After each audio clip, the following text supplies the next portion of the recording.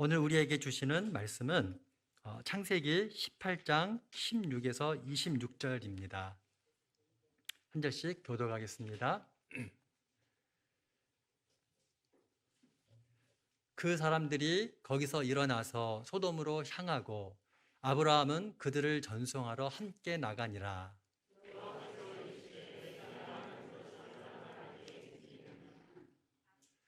아브라함은 강대한 나라가 되고 천하 만민은 그로 말미암아 복을 받게 될 것이 아니냐.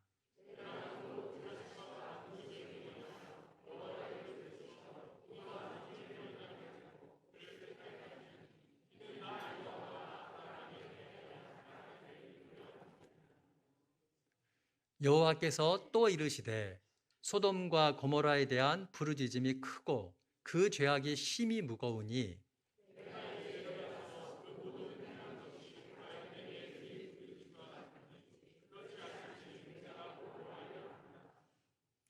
그 사람들이 거기서 떠나 소돔으로 향하여 가고 아브라함은 여호와 앞에 그대로 섰더니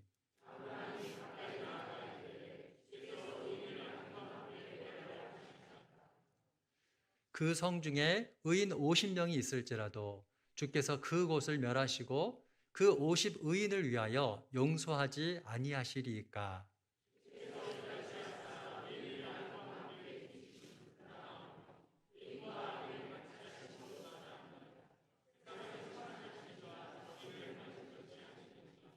(26절) 같이 읽겠습니다.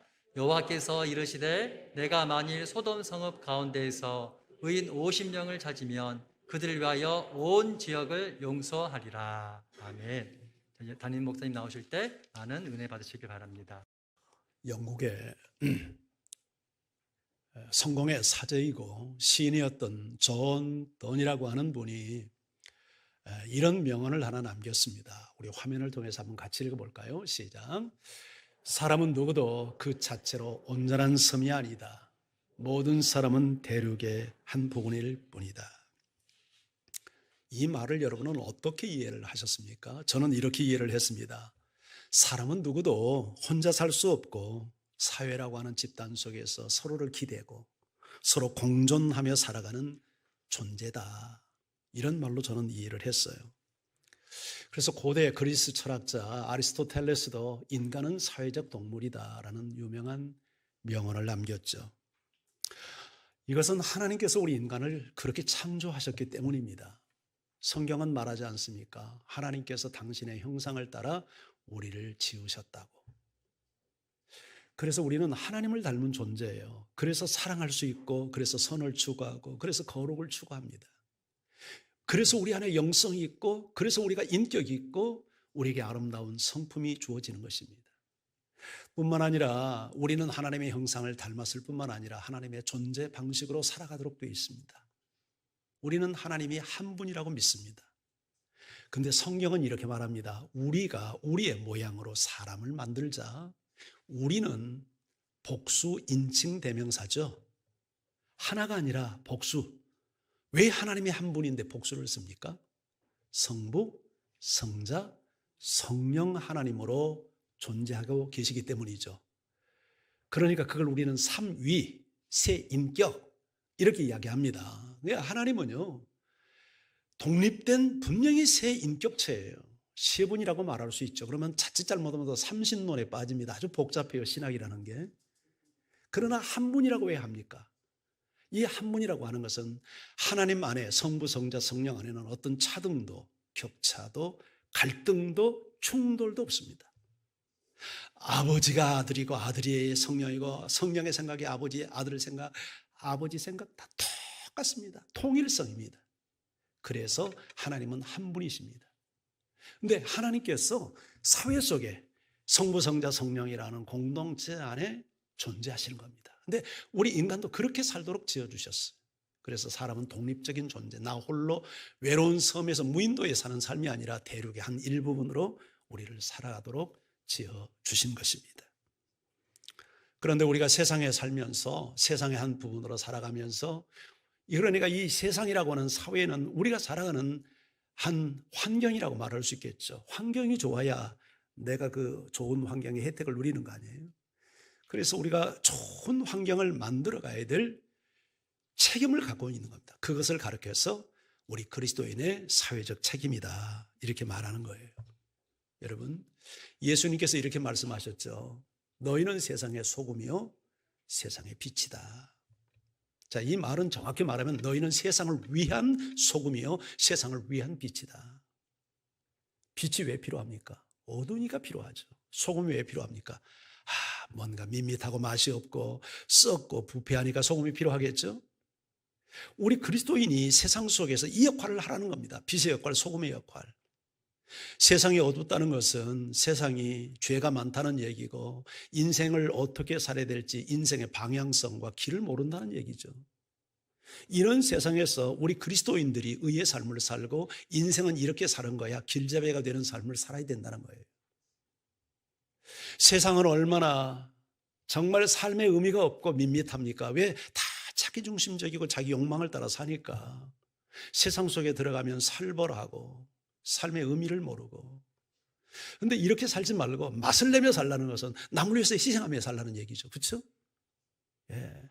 그리고 부패를 막고 그래서 의의 삶을 살고 이렇게 해서 세상에 기여하는 삶을 사는 것이 우리 그리스도인의 사회적 책임이다. 성경은 그렇게 가르칩니다. 자, 오늘 본문 우리 창세기 18장 16절에서 마지막 한 33절까지 되어 있죠.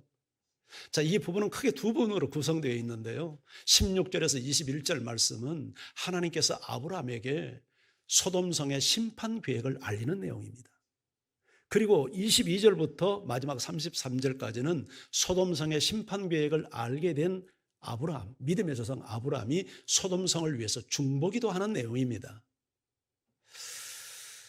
자, 오늘 이 이야기가 16절에 보면 사람의 모습으로 아브라함의 집에 오셔서 이제 융숭한 대접을 받고 이제 길을 떠나는 장면으로 16절이 시작이 되죠.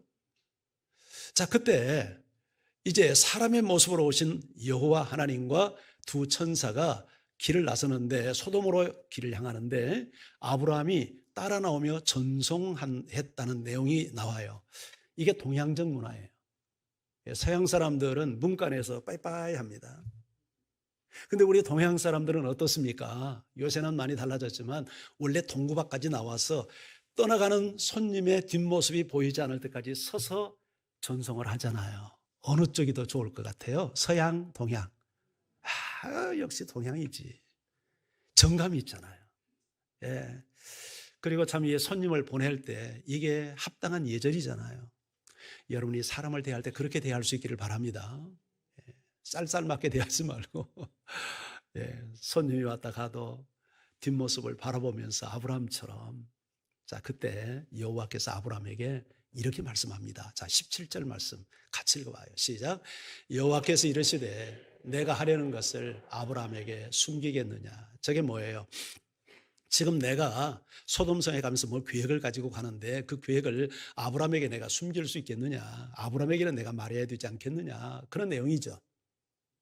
자, 여러분, 마음의 계획과 비밀을 누구한테 말합니까? 친한 사람, 거리가 가까운 게 아니라 마음이 가까운 사람, 친구들에게 속 얘기하잖아요. 그러면 여호와께서 아브라함에게 소돔성의 심판 계획을 이야기했다는 것은 하나님과 아브라함 사이가 어떤 사이다? 되게 친한 사이다. 여러분, 24년 동안 하나님과 동행해 왔잖아요. 그동안에 실패도 했고 어려움도 겪었지만 24년 동안 아브라함이 하나님을 따라오면서 하나님과 친밀한 사이가 됐음이 분명해요. 그래서 비밀을 이야기하는 거예요. 성경에 보면 하나님과 친구처럼 보낸 사람이 또 한 사람 등장해요. 누구였죠? 모세가 그랬잖아요. 모세. 그래서 내가 모세에게 또 하나님께서 비밀을 말합니다. 그래서 쓰여진 것이 모세오경이잖아요. 그렇죠? 예. 그러니까 하나님이 친한 사람들에게 하나님의 비밀스러운 계획을 노출하시는 거예요. 저는 여러분들이 그 좀 단계까지 올라갈 수 있기를 축복합니다. 하나님과 친밀한 사람은요, 그래서 성경을 읽어도 성경의 깨달음이 남다릅니다. 안 그래요? 하나님과 정말 친밀하게 교제하고 하나님을 사랑하는 사람은 성경을 읽어도 확 와 닿아요. 깨달아져요. 설교를 들어도 이 말씀이 이해가 되어져요. 예, 내 이야기로 들려요. 기도를 하면 하나님의 마음이 느껴져요. 응답이 되어져요. 이런 은혜가 여러분과 함께하기를 주의 이름으로 축복합니다. 자, 그러면 하나님께서 아브라함에게 내가 숨기겠느냐 하고 이제 말씀을 하시는데 그 내용이 뭐냐면 20절에서 21절이에요. 자, 우리 20절, 21절 함께 읽어봅니다. 시작. 여호와께서 또 이르시되 소돔과 고모라에 대한 부르짖음이 크고 그 죄악이 심히 무거우니 내가 이제 내려가서 그 모든 행한 것이 과연 내게 들린 부르짖음과 같은지 그렇지 않은지 내가 보고 알려 하노라. 자, 여호와께서 소돔과 고모라에 대한 부르짖음이 크고 그 죄악의 심이 무거웠다. 이게 죄에 대한 이야기예요. 이제 심판을 하기 위해서 왜 심판하려고 하는 이유를 밝히는 내용이죠. 근데 소돔과 고모라에 대한 부르짖음이 컸다는 말은 원성이 자자했다는 거예요. 어떤 사회에 원성이 자자하겠습니까? 있는 사람이 없는 사람을 짓누르고 강한 자가 약자를 짓밟는 폭력이 있는 사회가 항상 보면 원성이 자자하죠. 그리고 공의가 없는 세상이죠. 그러니까 소돔과 고모라 성이 그런 세상이 됐다는 거예요. 부르짖음, 사람들이 약한 사람이 부르짖음과 원성이 자자하고 그 다음에 나오는 말이 뭐예요? 그 다음에 나오는 말, 그 죄악이 심히 무거웠다. 그 죄악이 심히 무거웠다. 자, 그런데 21절을 한번 보세요. 약간은 우리의 상식에 맞지 않는 기술이 되어 있습니다. 내가 이제 내려가서, 내가는 누굽니까?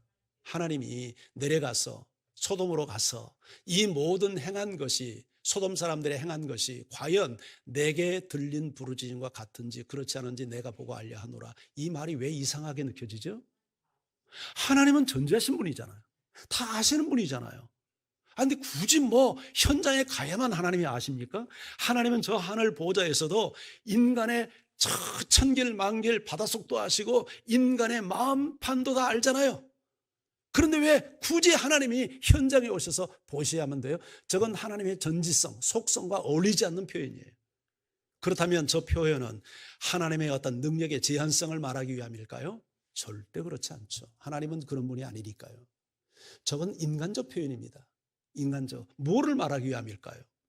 하나님의 심판은 즉흥적이지 않고 하나님의 심판에는 오류가 없다. 하나님의 심판은 정확무오하다. 언제나 사실에 근거한 심판을 하신다 하는 것을 저런 인간의 언어로 지금 표현하고 있을 뿐이죠. 자, 소돔에 대한 부르짖음이 아주 크고 그들의 죄악이 심히 무거웠다 했는데, 그렇다면 그 죄악이 무거웠다는 것은 좀 더 구체적으로 무엇을 말할까? 창세기 19장에 가서 보면 힌트가 나옵니다. 창세기 19장에 이제 천사들이 사람의 모습으로 소돔성에 들어가잖아요. 그래서 노새 집에 들어가서 이제 그날짜에 하룻밤을 묵잖아요. 근데 누가 찾아옵니까? 그 소돔성에 불량배들이 찾아옵니다. 깡패들이 찾아오는 거예요. 그리고 문을 쾅쾅쾅 하면서 어이 롯, 그 친구들 좀 내봐. 우리가 좀 관계할 거야. 여기서 관계한다는 말은 무슨 통성명을 하자는 게 아니라 성관계를 하겠다는 거예요. 남자가, 아마 그 천사들이 남자의 모습으로 왔겠죠. 남자가 남자를 성관계하겠다는 거예요. 그러니까 소돔성이 동성연애가 있었다는 것을 알 수 있잖아요.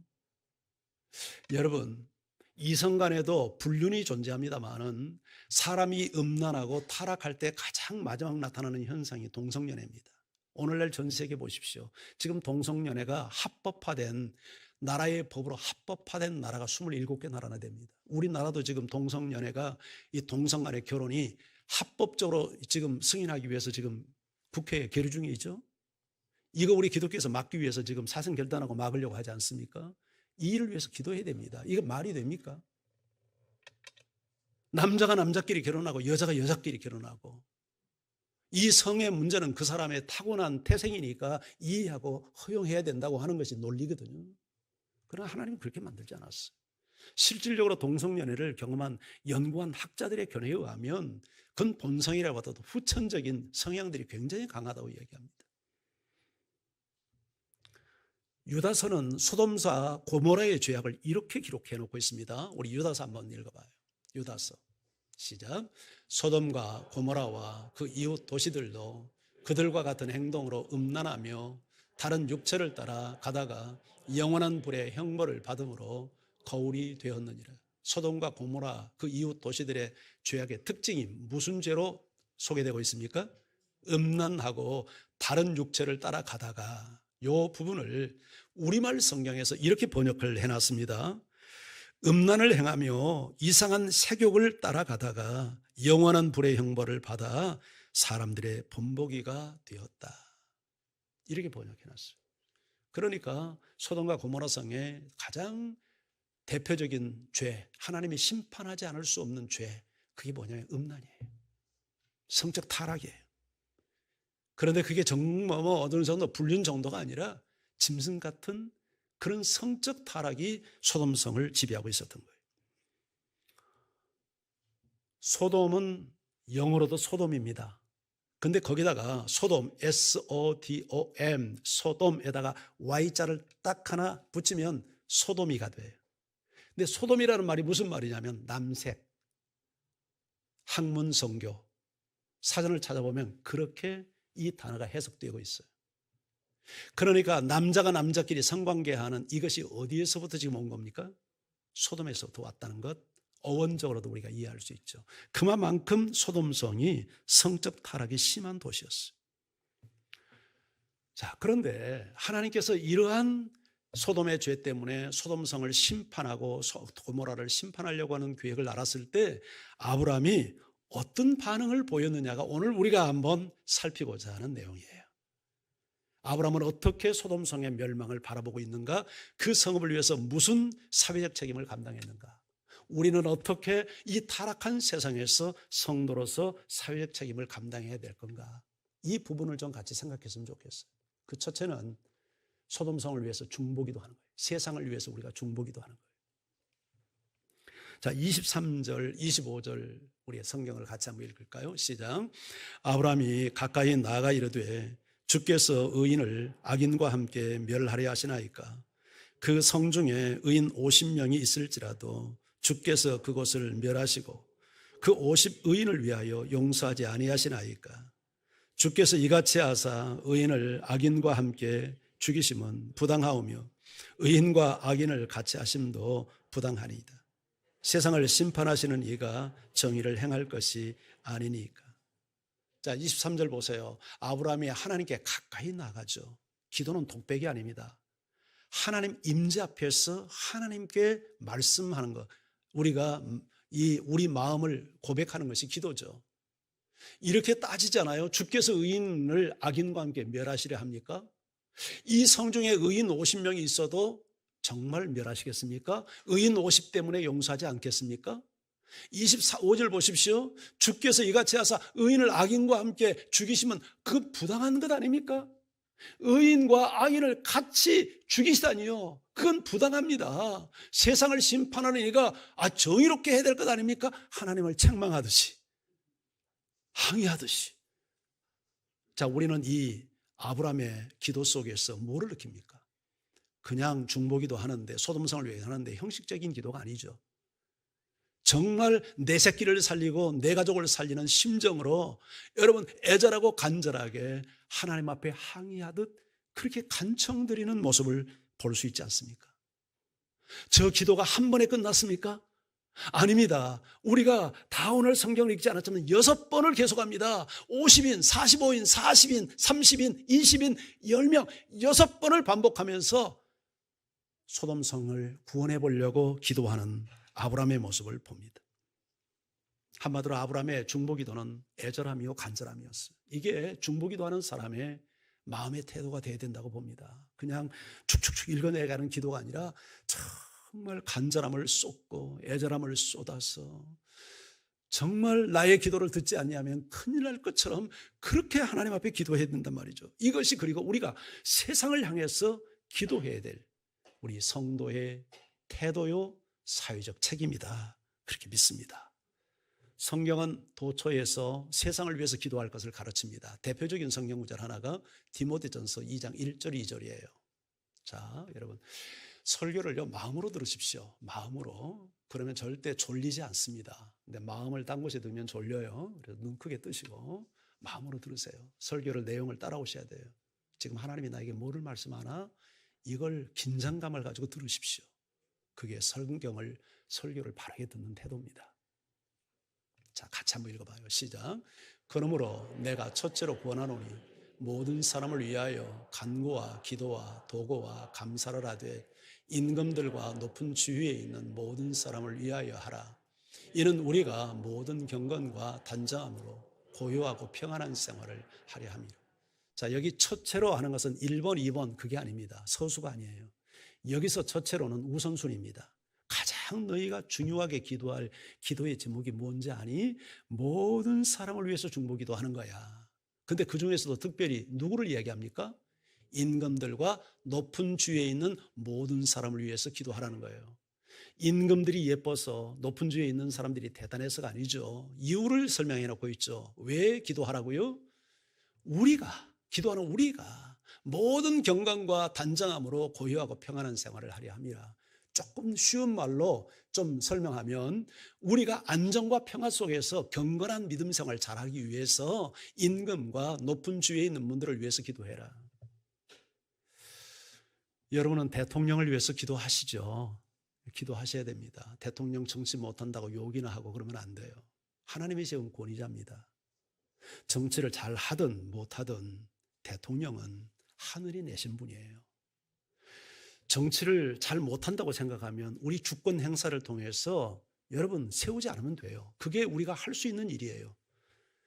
대통령이 정치를 못한다고 생각하면 정치를 잘할 수 있도록 기도해 줘야 돼요. 이게 성도가 할 일이에요. 여러분, 높은 주위에 있는 분들, 이분들은 모든 정책을 결정하고 나라를 다스리는 위치에 있는 분들이잖아요. 대통령과 청와대 참모들과 장관들과 국회의원들과 모든 시장, 구청장, 기관장들과 구의원, 시의원들이 하는 일이 뭡니까? 정책을 결정하고 그것을 집행하는 위치에 있는 분들이잖아요. 그분들이 잘못된 정책 결정을 하고 잘못된 태도로 국민을 대하면 국민이 고통을 당하죠. 지금 코로나 때문에 2년 동안 질병청에서 거리두기를 조정하고 참 다 발표하고 다 이 일을 하잖아요. 참 그분들은 얼마나 고심이 많겠어요. 그래서 정말 이것을 각 나라마다 약간은 좀 온도 차이가 있습니다만은 좀 미국 같은 데는 상당히 느슨하게 합디다. 그래서 집단 면역을 유도해서 그런 부분. 그러나 우리는 좀 약간 심하게 한다는 느낌이 들어요. 어쨌든 좋아요. 그것은 어떻든 간에 온 국민을 위하는 마음으로 하는 거 아니에요? 그러면 온 국민은 그런 결정에 동의해서 따르고 그런 리더십들이 바른 결정을 할 수 있도록 우리가 기도해야 되겠죠. 그 일을 위해서 기도하라는 거예요. 또 어떤 경우에는 타락하고 악독한 정권들이 들어서서 믿는 사람들을 핍박하고 박해도 하잖아요. 그러면 안정되게 신앙생활을 못 하잖아요. 저 북한 정권 보십시오. 저 중국을 보십시오. 그래서 우리는 대통령, 임금을 위해서 높은 주위에 있는 사람들을 위해서 부단히 기도해야 된다 하는 것입니다. 사도 바울은 에베소 6장에서 신앙생활을 영적 전쟁으로 묘사했습니다. 전쟁이 뭡니까? 살고 죽는 것이 결정되는 운명이 걸린 이게 싸움이잖아요. 전쟁에서 패하면 죽습니다. 망하는 거예요. 그러니까 신앙생활은 취미생활이 아니에요, 여러분. 살고 죽는 문제가 결정된 문제예요. 아멘? 그러니 신앙생활 바로 하기 위해서 우리 기도해야 되잖아요. 그래서 전신갑주를 입으래. 그리고 제일 마지막에 모든 기도와 간구로 항상 성령 안에서 깨어 기도하기를 힘쓰라고 얘기해요. 우리가 신앙생활에서 영적 전쟁에서 승리하기 위해서 우리가 모든 기도와 간구를 하되 항상 성령 안에서 깨어서 기도하기를 힘써야 된단 말이죠. 그리고 모든 성도를 위해서 기도하고 나를 위해서, 사도를 위해서 기도하라. 입을 열어 담대히 복음을 전할 수 있기를 위해서 기도해 달라고. 여러분, 우리 교회 국가의 지도자들을 위해서도 기도해야 되지만 교회 리더십들을 위해서도 기도해야 되잖아요. 여러분, 모든 성도라면 담임 목사 위해서 기도해요. 최재호 목사 무슨 대단하고 예뻐서 기도하는 게 아니라 여러분을 위해서 기도해요. 여러분을 위해서. 왜요? 담임 목사의 영성이 여러분의 운명을 지배하잖아요. 담임 목사가 영적으로 병들어 있고 깨어 있지 않으면 여러분 영혼 다 죽입니다. 담임 목사가 늘 하나님의 임재 앞에 살고 내 영이 살아있고 성도들을 사랑하고 진리로 여러분들을 인도하는 사명을 감당하도록 기도해 주지 아니하면 담임 목사가 그 사명 감당 못해요. 그러면 여러분 다 죽어요. 담임 목사 위해서 기도해야 돼요. 교역자들을 위해서 기도하세요. 우리 교회 평신도 리더십들을 위해서 기도하세요. 당회를 위해서 기도하세요. 당회가 하나님의 마음에 합한 정책과 결정을 할 수 있도록 위해서 기도해 주셔야 돼요. 그러니까 세상을 위한 중보기도는 세상을 위해서만이 아니죠. 그게 나를 위한 거잖아요. 나아가서 우리는 세상을 위해서도 우리는 기도해야 된단 말이죠. 여러분은 정말 무엇을 위해서 기도합니다? 합니까? 먹고 사는 문제, 건강 문제, 자식 잘 되는 문제, 직장 문제 다 해야 돼요. 해야 돼요. 그러나 그 수준에만 머물러 있으면 안 돼요. 그보다 더 중요한 기도가 이 땅에 하나님의 나라가 확장되고 예수 하나님의 이름이 높임을 받고 하나님의 뜻이 이 땅에 실현되는 것을 위해서 우리가 기도해야 되잖아요. 그게 주님께서 가르친 기도의 핵심 요지 아닙니까? 이 기도를 하지 않아도 될 성도는 아무도 존재하잖아요. 우리가 살아가는 이 사회가 정말 예수 믿는 그리스도인들이 가득 차서 하나님의 나라가 확장되고 예수 그리스도의 이름과 영광이 하나님의 이름이 높임을 받고 하나님의 뜻이 성취되기를 위해서 우리는 부단히 기도해야 돼요. 이 나라의 악이 제거되고 하나님 있는 하나님의 백성들이 늘어나기를 위해서 기도해야 돼요. 1885년은 우리나라 역사적으로는 조선 말기죠. 대범거리 쇄국 정책을 쓰고 정말 내일에 대한 앞이 보이지 않는 암담한 시대. 강대국들은 이 반도를 삼키기 위해서 호시탐탐 엿보고 기회를 잡고 있는 그런 각축전을 벌이고 있는 시대. 그때 한 선교사 한 사람이 한 달 동안 배를 타고 태평양을 건너서 인천 제물포항에 도착합니다. 미국 감리교에서 이제 파송한 아펜살러 선교사예요. 이분이 인천 제물포항에 첫 발을 내디고 했던 기도가 있습니다. 그 기도는 이러한 기도였어요. 하나님 아버지, 우리는 부활절 아침 이곳에 도착했습니다. 사망의 빗장을 깨트리고 부활하신 주께서 이 나라 이 백성을 얽어매고 있는 죄의 사슬들을 끊으시고 하나님의 자녀가 되게 하옵소서. 1885년 4월 5일 부활절 날 아침에 아펜설러 선교사 부부가 인천항에 첫 발을 내디고 했던 기도입니다. 그 뒤를 위해서 장로교 선교사 언더우드가 이 땅에 와서 조선 땅을 위해서 이렇게 기도하는 기도문이 나타나 있습니다. 그 기도를 좀 소개하면 이렇습니다. 주여, 지금은 아무것도 보이지 않습니다. 나무 한 그루 자라지 못할 것처럼 메말라버린 땅에 저희를 심으셨습니다. 주께서 떨어뜨려 놓으신 이곳은 어둠과 가난과 악습만 가득해 보입니다. 그들은 자신들이 무엇에 묶여 있는지 어떤 고통을 당하고 사는지조차 모르고 삽니다. 고통을 벗겨주겠다고 하면 화부터 내고 의심부터 합니다. 조선 남자들의 속섬이 보이지 않고 이 나라 조정의 내심도 보이질 않습니다. 저희가 무엇을 어떻게 해야 합니까? 그러나 다만 주님께 순종하겠습니다. 겸손히 순종할 때 주께서 일하실 줄 믿습니다. 초창기 때 이 땅을 밟았던 선교사들의 마음이 얼마나 암담했는지, 이 땅에 얼마나 어둠이었는지 우리가 짐작할 수 있게 하는 기도문 아닙니까? 그런데 놀라운 사실은 100여 년이 지난 오늘날 그 초창기 때 이 땅에 와서 했던 선교사들의 기도가 그대로 이 나라에 성취되지 않았습니까? 어둠이 물러갔습니다. 믿는 그리스도인 한 사람 없는 이 땅에 1000만이 넘는 하나님의 백성들이 이 땅에 존재하게 되었습니다.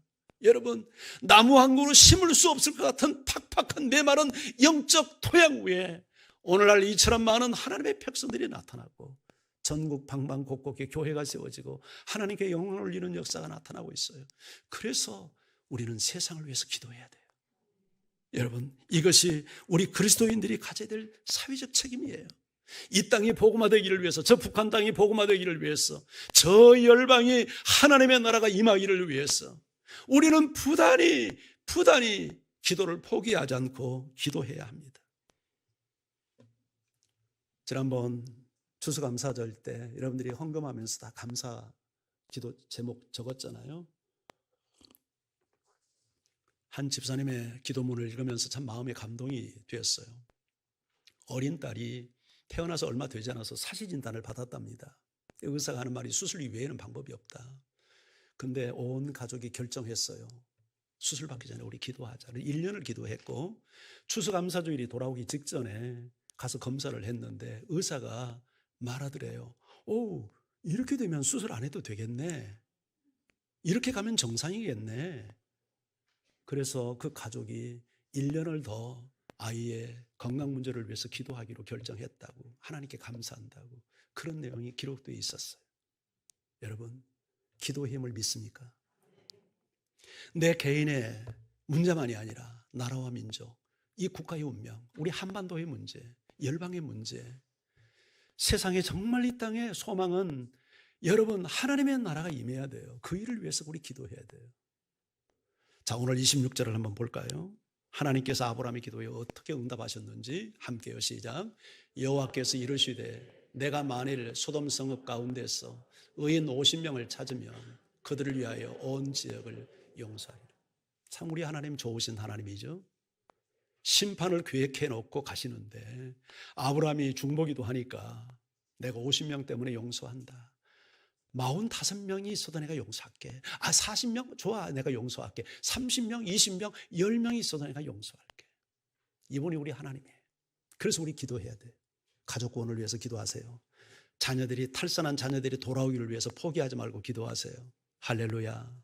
자, 두 번째, 아브라함이 보여준 사회적 책임, 그게 뭐였냐면 의인을 찾고 의인이 되는 일이었어요. 자, 아브라함이 소돔성에서 의인 50명을 찾으면 그래도 멸시하시겠어요? 아니다. 내가 50명을 찾을 수 있다면 용서하지.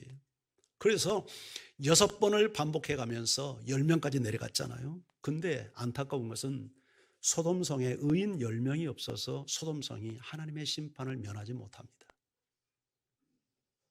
소돔성에 죄인이 많아서 망한 게 아니라 의인 10사람이 없어서 망한 거예요. 그러면 여러분, 이 의인 10사람은 도대체 어떤 사람일까요? 도덕적으로 완전한 사람일까요? 그렇게 보지 않습니다. 여기서 의인 10사람은 하나님을 믿는 사람이에요. 하나님을 믿는 사람이에요. 아브라함도 사실은 완전한 사람이 아니었죠.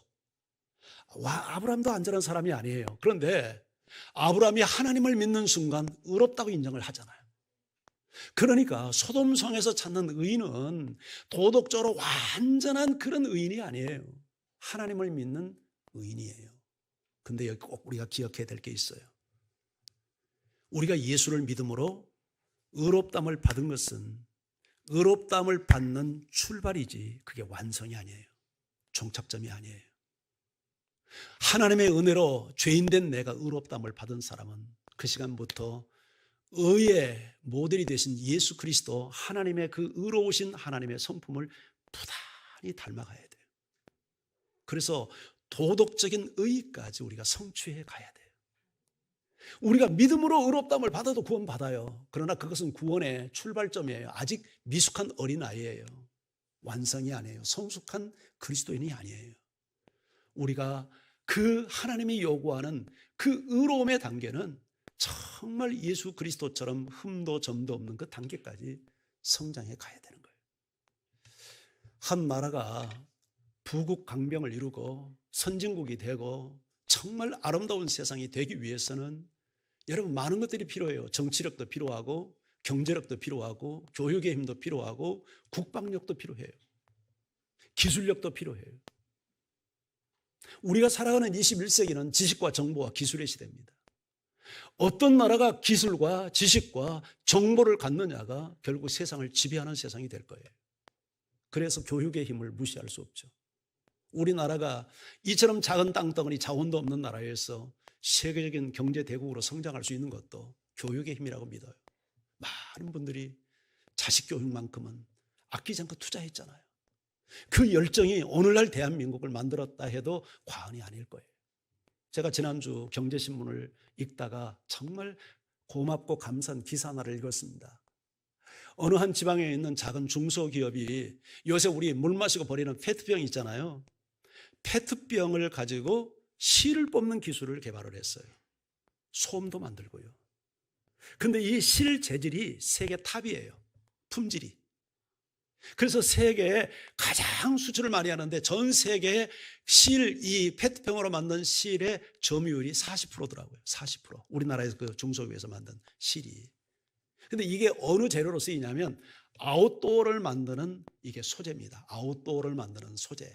뭐 우리가 옷 만드는 데는 뭐 솜으로도 만들고 뭐 비단 우리 그런 것도 만들고 또 뭐 염소털 이런 것도 만들고 뭐 굉장히 다양하잖아요. 근데 주로 이 페트병으로 만든 실로는 아웃도어를 만드는데 이게 아주 최고의 이게 그리고 우리나라 그 회사에서 30년을 연구했더라고요. 30년.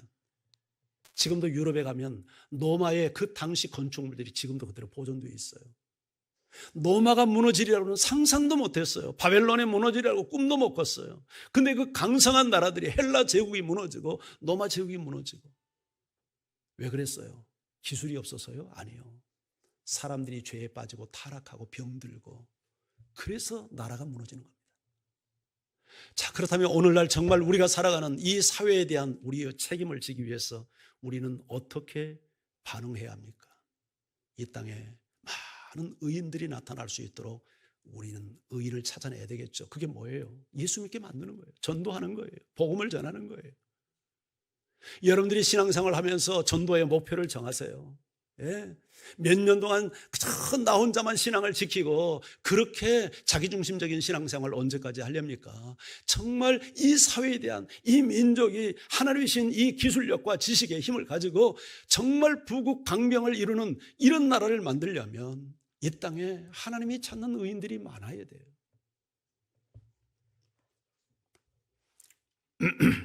영국에서 어떤 사람이 장난을 쳤답니다. 유명한 사회인사 20명을 선정해가지고 당신의 모든 것이 탄로났다. 즉각 피신하라. 이런 편지를 보냈는데 그 편지를 받은 20명 모두가 그 다음날 런던에서 다 착취를 감췄답니다. 이 에피소드가 우리에게 주는 메시지가 뭐라고 생각합니까? 털어서 먼지 안 날 놈 한 놈도 없구나. 아무리 뭐 사회적 존경을 받고 뭐 유명 인사라 해도 다 죄가 있고 부정이 있구나. 여러분은 어떻습니까? 여러분 깨끗합니까? 여러분 다 한번 들춰내도 떳떳할 수 있겠습니까? 저도 죄인입니다. 저도 실수가 있습니다. 저도 부끄러운 수치가 있습니다. 우리는 그런 존재가 못 됩니다. 하나님께서 찾는 의인은 그런 완벽한 도덕적 수준의 의인을 찾는 건 아니에요. 하나님 믿는 의인을 찾는 거예요. 그러나 말씀드렸다시피 막 의를 얻고 끝 여기서 멈추면 안 돼. 부단히 의의 종착지인 예수 그리스도의 완전한 형상에 도달하기까지 우리는 부단히 내 의를 성장시켜 가야 합니다. 도덕적으로도 흠이 없고 온전한 그런 단계까지 성장하도록 우리는 우리 자신들을 성장시켜 가야 하는 것입니다. 그래서 성경이 말하죠. 하나님이 말씀하죠. 내가 거룩하니 너희도 거룩해라. 내가 거룩하니 너희도 거룩해라. 하나님이 인간을 만들 때 하나님의 형상을 닮아 창조했듯이 너는 나를 닮아야 된다. 거룩이 뭔가? 거룩을 구별이라고 합니다. 어디로부터의 구별인가? 죄로부터의 구별이고 세상은 타락으로부터의 구별이다. 여러분, 이것이 신앙생활입니다. 이것이 세상을 위한 사회적 책임입니다. 예수 믿는 우리가 믿지 않는 사람들과 다를 바가 아무것도 없다면 세상에 악을 행하고 있는 거예요. 악을. 여러분, 우리가 달라야 된다는 게 주일날 성경 지키고 교회 나와 앉아있는 거 하나 달라가지고는 하나님이 의도하는 이게 다름이 아니에요. 우리 가치관이 다르고 성품이 다르고 인격이 다르고 삶의 태도가 달라서 누가 봐도 과연 예수 믿는 사람들은 다르구나, 존경할 만하구나, 흠모할 만하구나, 아름답구나, 매력적이구나, 향기가 나는구나, 저렇게 살아야지. 이게 다름이 돼야 되잖아요. 근데 예수를 믿는다고 하면서도 혀를 차게 만들고 손가락질의 대상이 되게 살아간다면 그것은 우리가 사회적 책임을 감당하지 않는, 우리가 왜 욕을 먹습니까? 세상 사람들과 똑같아지기 때문에 욕먹는 거예요. 우리가 세상과 구별된 삶을 살면 존경을 받는데 너무나도 세상 사람과 동일하게 살아가니까 욕먹고 살잖아요. 우리 예수 믿는 그리스도인들이 사회적 책임을 어떻게 감당해야 됩니까? 세상 사람과 다르게. 우선 여러분의 가정부터 달라야 돼요. 여러분의 가정 한번 보세요. 정말 여러분의 가정은 예수 믿고 나서 변화되었습니까? 부부가 서로를 사랑하고 존중하고 내 자녀들을 사랑과 진리로 양육하고 그래서 우리 가정이 천국이 되고 아이들이 우리 가정에 들어와서 안식을 경험하고 엄마 아빠를 사랑하고 존경하고 따르고 권위 앞에 순복하는 이런 가정 문화를 만들고 있습니까? 그래야 됩니다.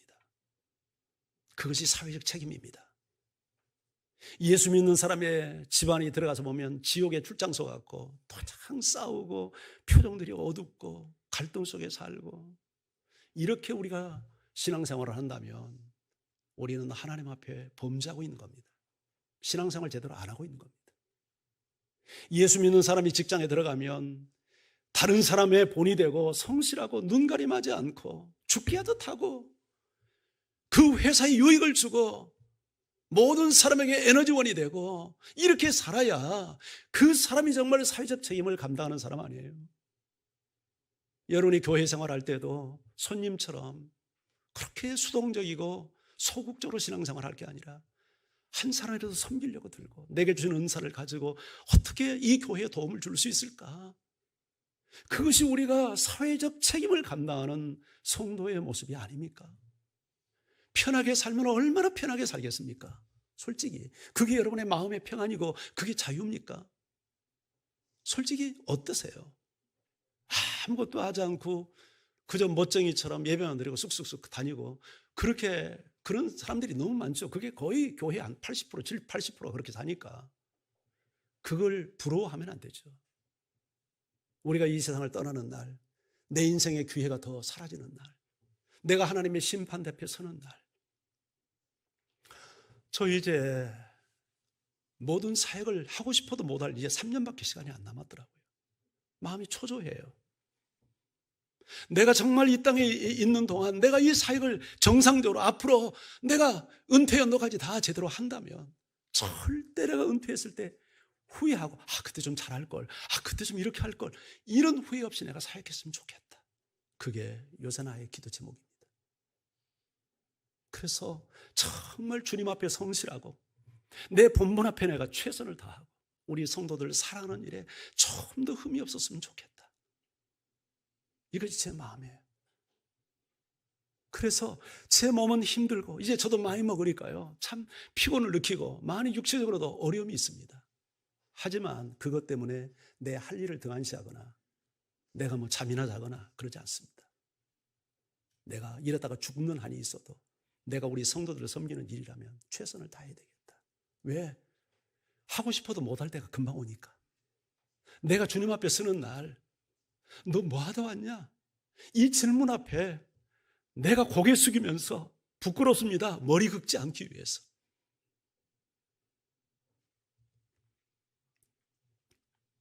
하나님께서 왜 소돔성을 심판하셨습니까? 하나님은 공의의 하나님이기 때문입니다. 하나님은 왜 이들을 용서해달라는 아브라함의 기도를 들으시고 왜 용서하셨습니까? 하나님은 사랑의 하나님이니까. 그래서 우리 하나님은 공의와 사랑이 충만하신 분입니다. 공의와 사랑은 손바닥과 손등과 같이 서로 하나 될 수 없는 이질적 그런 성격을 갖고 있지만 어떻게 이 공의와 이 사랑이 완벽한 조화를 이룹니까? 하나님의 공의는 우리 죄됨을 용서하지 않습니다. 심판합니다. 그래, 알았다. 너 없는 걸로 할게. 이렇게 못합니다. 반드시 우리가 지은 죄에 대해서는 처벌해야 됩니다. 그게 하나님의 공의입니다. 그런데 하나님의 사랑이 어떻게 그 공의를 지평하게 만드냐면 당신 자신에게 그 우리에게 쏟을 진노를 쏟은 겁니다. 당신 자신이 내가 당해야 될 죽음을 대신 당한 겁니다. 이게 십자가 아닙니까? 그래서 십자가는 하나님의 공의와 하나님의 사랑이 가장 완벽하게 드러난 자리예요. 우리가 그 십자가를 생각하면 어떻게 인생을 살아야 될지가 보이지 않아요? 여러분, 우리 인생 그리 길지 않습니다. 내가 일하고 싶어도 그리 오래 가지 못해요. 힘 주시면 섬기세요. 희생하세요. 여러분, 그러면 순교의 영광 받는 것 아닙니까? 편하면 얼마나 편하게 살려고들 그렇게 합니까?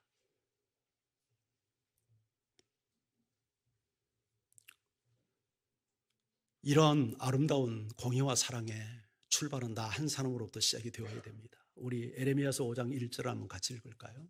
함께요. 시작. 너희는 예루살렘 거리로 빨리 다니고 그 넓은 거리를 찾아보고 알라. 너희가 만일 정의를 행하며 진리를 구하는 자를 한 사람이라도 찾으면 내가 이 성읍을 용서하라. 예루살렘의 그 넓은 거리를 찾으면서 내가 예루살렘을 용서하는 조건으로 하나님은 1000명, 10,000명을 요구하는 게 아니라 딱 한 사람 찾아라. 정의를 행하고 진리를 구하는 한 사람을 찾아라. 그러면 내가 그 한 사람 때문에 예루살렘 용서할게. 여러분, 세상을 바라보면 세상에 부패하고 타락한 것 때문에 우리 탄식하죠. 교회를 보면 교회답지 못한 모습 보면서 우리 비관스러운 마음이 들죠. 그러나 세상이 타락했다고 한탄하지 마세요. 교회가 교회답지 못하다고 비관만 하지 마세요. 우리가 세상을 바꾸지 못하고 내가 내 힘으로 교회를 바꾸지 못해도 하나님이 찾는 그 한 사람 내가 될 수 있잖아요. 내가 하나님 앞에서 공의를 행하고 사랑을 행하는 하나님이 찾는 그 한 사람은 내가 될 수 있잖아요. 그러면 나 한 사람 때문에 교회가 새로워지고 나 한 사람 때문에 세상이 달라진다고 말씀하는 게 에레미야 5장 1절의 약속 아닙니까? 오늘 이것이 우리가 감당해야 될 사회적 책임이 아닐까요? 오늘 이 은혜가 여러분과 함께하기를 주의 이름으로 축원합니다.